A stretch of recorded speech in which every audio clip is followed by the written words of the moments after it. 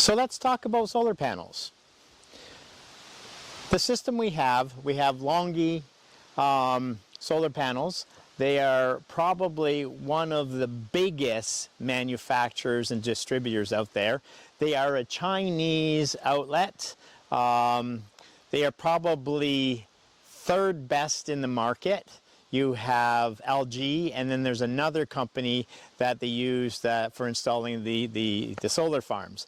Anyway, so that tells you how competitive these are. And just in terms of rates, there's two ways to measure solar panels. You have the module efficiency, and you have the temperature coefficient. The module efficiency is the ability to take the solar power or sun power and convert it into energy and put it into batteries. So the percentage of that is 21.1, and the best on the market sits at 22.8, and that's your LG and that other company I just don't remember. So that is a very strong competitive number. The next one I mentioned is the temperature coefficient, and that is the amount of energy that is lost as the temperature goes up. So I may have not said that right, but anyways, the percentage of that is fairly low. It's 3%. It is not the best in the market. Again, LG is better, and that other company also. So, but these are very competitive, which makes them also very affordable. Now we have 6 of these. They're 445 watts each, and it gives us a total amount of 2,790 watts of power, solar power, that gets converted back into energy. So these are very competitive and very worthy. We'll just see how long they last. I assume most cases solar panels last about 10 years, so we'll see how efficient they are each year after. And we'll do probably a year review on the system and just provide you with a little more information about these solars and how effective they have been in the coming years. By installing the panels on this amazing platform with this bracket, it allows us to have 2 adjustments, one for the summer and one for the winter. The winter setup, or fall winter, allows you have to loosen this up, and the panel will then fold this way forward as the sun lowers. And then in the summer, you would push this end up and tighten it and put it in the position it is. So in the winter, it'll be here. In the summer, it'll be up there.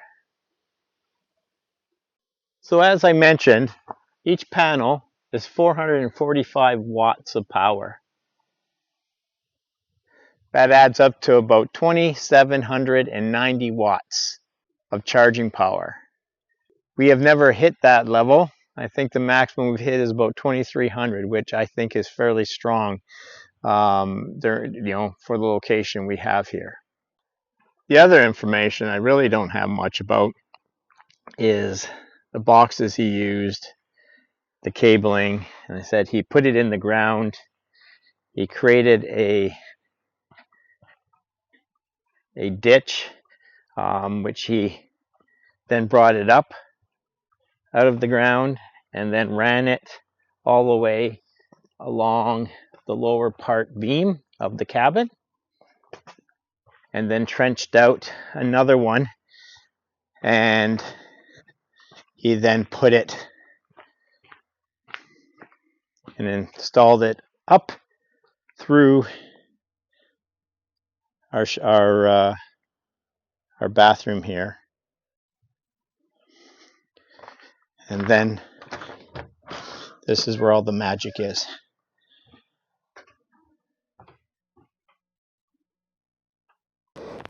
Here's where the brains are.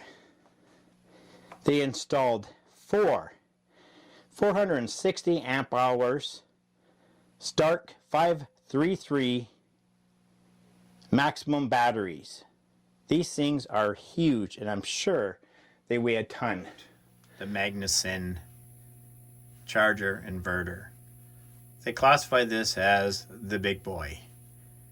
if you really want to hook up and if you really want to be serious about an off-grid charging system, Magnuson is the brand to go with. They are American made, and there's a whole bunch of benefits when you go with them. Number one, if you need more power, you can get 2 of these units and they can run parallel with each other. Number two, if you need backup generator, they allow that to happen and control that power going into the batteries.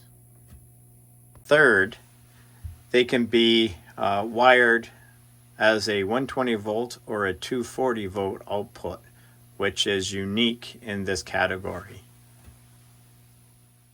So the next major part of our solar system is the FlexMax Outback power system. This is the brains. This is the charging controller. This allows the batteries, as they're charging, they communicate with this unit, and also allows the output to be managed. So if you take a look here, you can see the power coming in and the power going out. It gives us the fact that where we sit right now, so we're not charging, we're absorbing because we have a very strong sunny day. And right now there's only 900 watts going through there, so it's lowered the amount of power. It used to be around 2200 kilowatts going through there, but 2200. And so this is the brain's child, and it'll tell you how much you use for the day and so on and so forth. So this is the key piece, and like I said, if you're going serious, this is not a Mickey Mouse setup. So these are the things you have to connect and utilize in order to get off the grid. So the second to last unit we have here is a DC switch box. It is a midnight solar panel. And my assumption is that the DC switch box is used to allow you to cut the power to the batteries and the solar, so you're able to work on the system safely. The last piece of the pie, which this is also part of the brains, is the auto generator starter. So this communicates with the system, and the system's set up to, once I hit 23.2 volts of battery power, this will kick in and the generator will start automatically, and it'll charge the system up to 25.3 or 25.4, which is the maximum of my capacity of my batteries, and then it'll turn off. So what happens here is during the cold weather, such as winter, when the temperature drops, the system, and the days aren't that long, and I need to have my batteries topped up, the generator will start automatically. And that's the purpose of this. I don't have to touch anything, and the system manages itself based off of how it's programmed.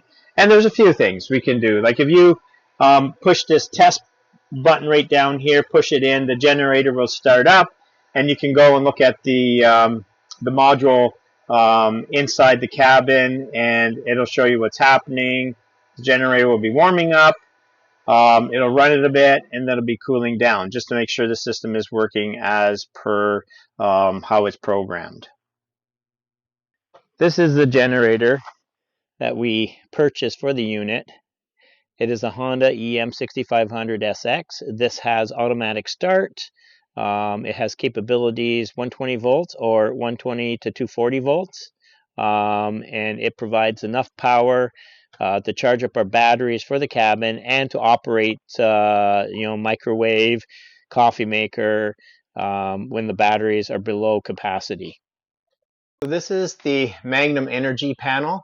This is the monitoring station that is in our cabin.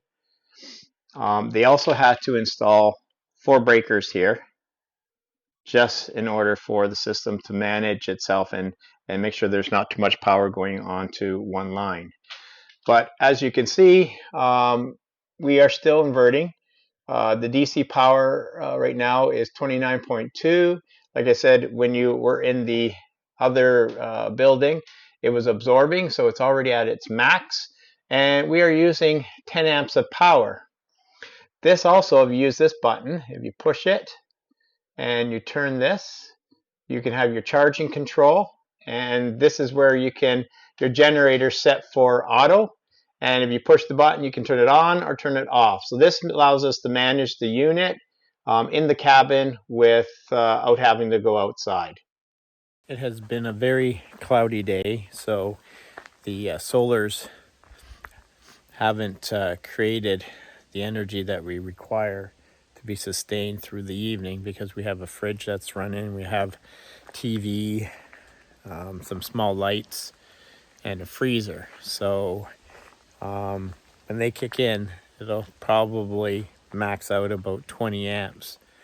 And at 23.2, the system is now 50% capacity, and that's where we need the generator. That is going to be our backup, and it'll recharge everything to its capacity. Okay, we're now at 23.2, and the generator just started, and it's just warming up. And then soon, when it's done this phase, it'll be a positive amperage going into the generator, or into the batteries.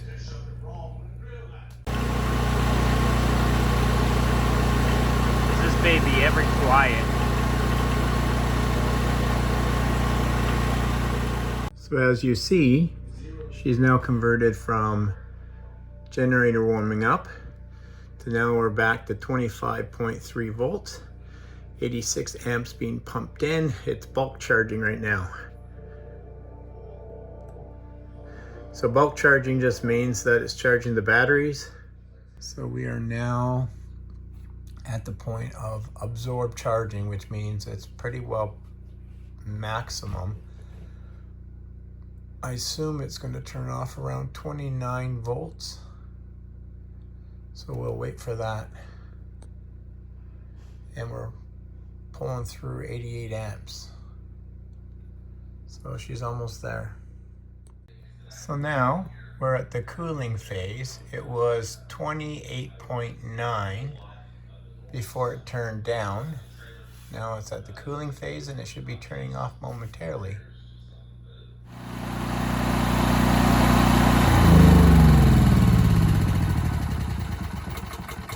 And there she is. Turned on automatically and turned off automatically. And it only used about a quarter of a tank. That's impressive. Very impressive.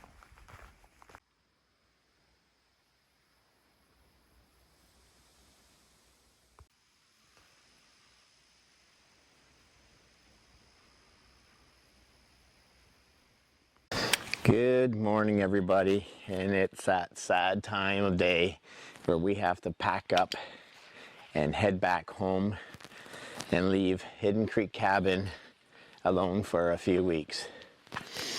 We got a lot done. Solar got installed. We still have a lot of work to do in terms of cleaning up the mess from the solar, because we have to get all these rocks out of here because they were all turned over from when they moved the soil.